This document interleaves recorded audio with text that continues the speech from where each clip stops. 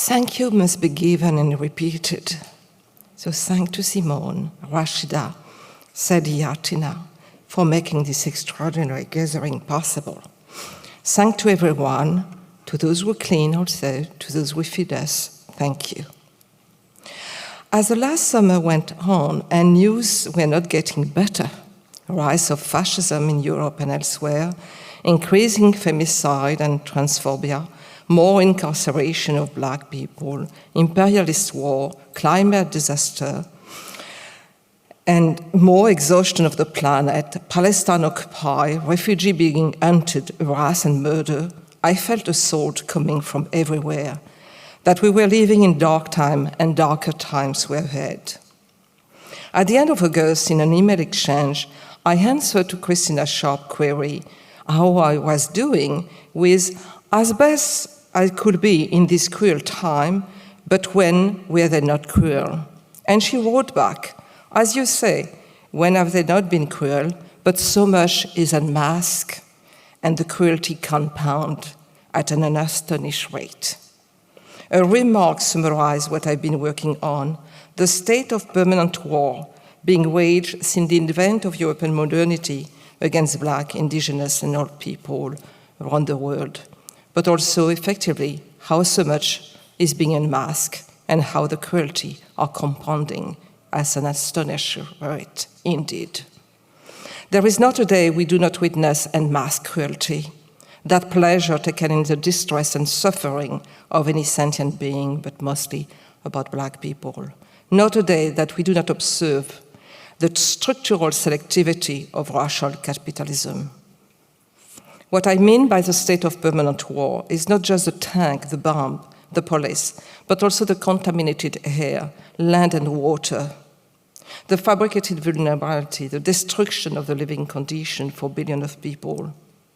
The fact that in Europe, and on the border between Mexico and the United States, between Morocco and Spain, in the Pacific, the Atlantic, the Mediterranean, in the Channel, Southern Africans are being hunted, attacked, murdered by the police, the racists and the fascists. They're forced to live in sub-freezing temperature, or drowning, dying without sepulture. Let us remember that in November 2021, not long ago, on the Belarus-Poland borders, thousands of refugees from Africa, Syria, and Afghanistan were locked in what Frantz Fanon has called a zone of non-being.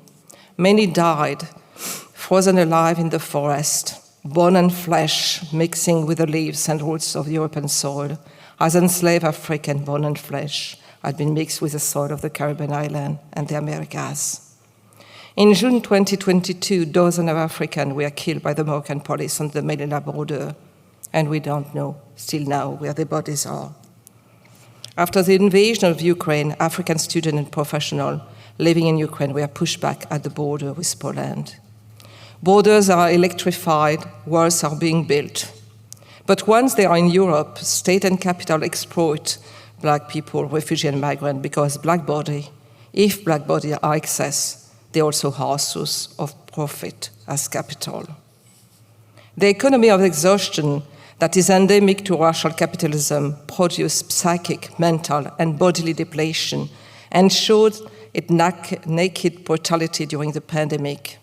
And that economy of exhaustion has a long history in the modern world. It started with colonial slavery, mining human energy to death. It's still with us. European bourgeoisie comfortable life needs to continue to extract and mine to exhaustion Black life. I would like to focus on one aspect of the state of permanent war waged by racial capitalism, it's the politic of unbreathing. Every year, more people in the global south and among minorities in the north of color, Black minority, are dying of air pollution than of any other cause. More and more Black and brown babies are born with smaller lungs and with more respiratory disease than white babies. Toxic air pollution particles are now found in lungs and brains of unborn Black and brown babies. Premature death is being programmed in the Black and brown womb. Contaminated air embodies anti-life politic of racism. toxic fumes, nuclear and chemical industry, waste dumping, bad housing, bad water. The waste that imperialist army leave behind, all this lead to the greater rate of lung cancer, of asthma, and other respiratory disease. Breathing. I Can Breathe is not only the cry that denounces police violence, but also the protest against the making of an irrespirable planet. Attacking breathing is attacking the possibility of life, of Black life. And thus the struggle for breathing is a revolutionary struggle. It is a struggle for abolition, revolution. It's a struggle because we know that air, water, and land, interconnection, make breathing possible. So what kind of care is needed to counter racist politics of breathing and poisoning? What kind of depoisoning practice we must imagine and create and develop?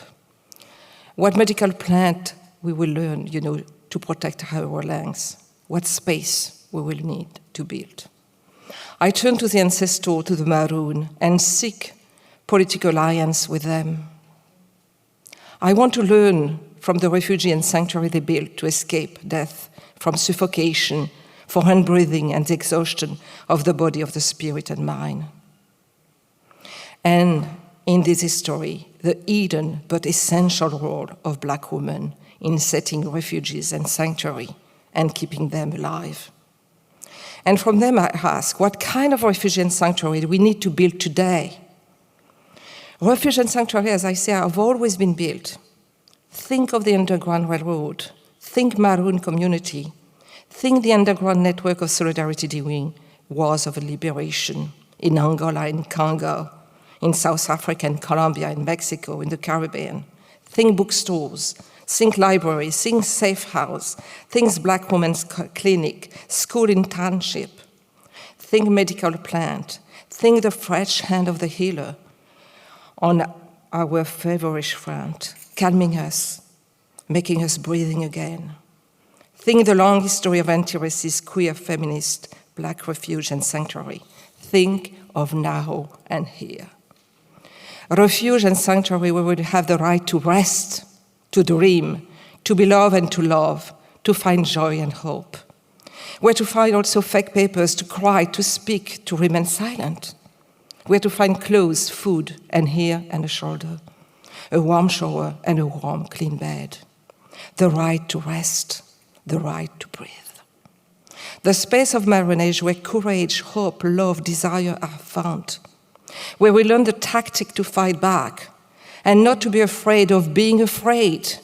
And that's normal and legitimate to be afraid. The enemy is relentless and very cruel. Learning to overcome fear. Where also we mourn those who lost their life in the struggle, where we imagine the world we want and elaborate the kind of struggle necessary to abolish this world, to do the abolition revolution that is becoming more and more urgent. A refuge and sanctuary where we envision, as William Anderson has written, a nation that does not need to be a nation and that does not need to be on a map. Breathing as Black life, as a revolutionary act.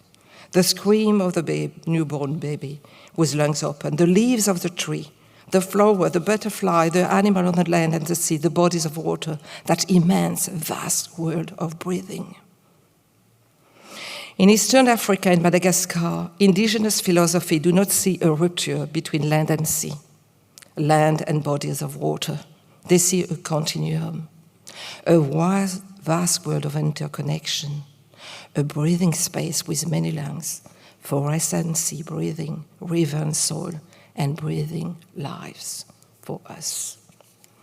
They also see entangled temporality. They don't see a linear time.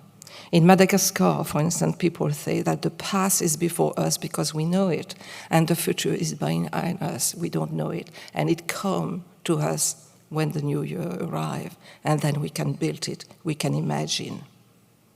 But we also have to work when we imagine that future world, the entangled temporality that racial capitalism has built for us, but also the entangled temporality of struggle. the past that is still present, the present that we are living, and the future that we are building. That, the repair of the past that we still are repairing, the present that we need to repair because it's being destroyed as we are speaking today, and the future which is already being destroyed by racial capitalism and imperialist war.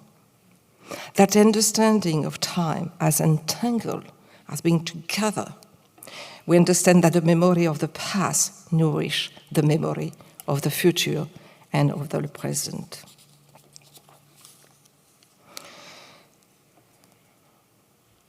I would like to conclude with a paragraph of a poem that celebrates Marooning in Réunion Island. In Réunion Island, you have a lot of mountain, and the Maroon, we are going into the mountain, and from the mountain, all the coast is flat, and this were the plantation. All the coasts bear a Catholic name, and the mountains still have the Malagasy name of the Maroon. Though even, the name, even though they were forgotten, they really printed their name on the island. They made their memory alive. So I'm going to read it in Creole, so let me get in my space.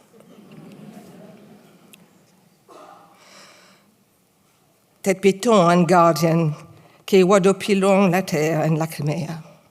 Tête piton, un gardien soleil, ek niaz, il veille si Tête piton, un gardien pour mes places d'âne, il veille si ban na braise. Tête piton, où sa bonne sirène, il veille la mer, il espère, il rappelle. Tête piton, il espère le souvenir, et lui donne à lui son romance l'avenir. And the last sentence, Sentinel, summit that wait for memory and give to memory its songs of the future. Thank you.